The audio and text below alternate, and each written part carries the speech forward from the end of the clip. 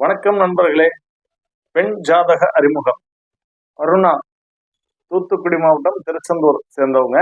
22/7/1976 பிறந்திருக்கிறாங்க. BA economics படிச்சிருக்கிறாங்க.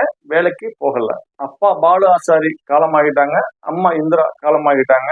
சகோதரிகள் 5 பேர் இருக்கிறாங்க. விஸ்வகர்மா சுபர்ணசரிசி கோத்திரம், ஒற்றை மாங்கல்ய வகைரா. விஸ்வகர்மா சுபர்ணசரிசி கோத்திரம். ஜாதக ரீதியா பாத்தீங்கன்னா பூராடம் நட்சத்திரம், தனுசு ராசி, மகர லக்னம், ராகு கேது தோஷம், செவ்வாய் தோஷம் இல்ல.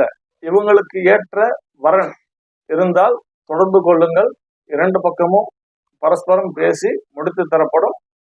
நன்றி, வணக்கம்.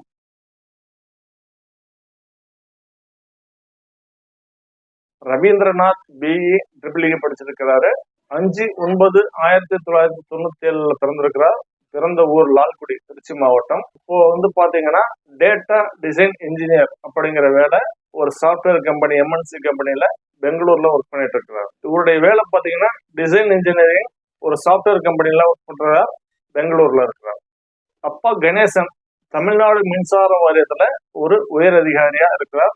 அம்மா சுமதி ஹவுஸ் ஒய்ஃப். இவங்க சொந்த வீடு, நிலங்கள், சொத்து பத்துகள் இருக்கு.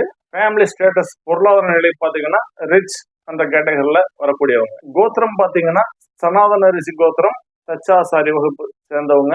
ஒற்றை தாலி, ஒற்றை சரடு வகைரா. ஜாதக ரீதியா பாத்தீங்கன்னா சித்திரை நட்சத்திரம் 2ஆம் பாதம், கன்னியா ராசி, மேச லக்னம், செவ்வாய் தோஷம் உண்டு, ராகுகேது தோஷம் இல்லை.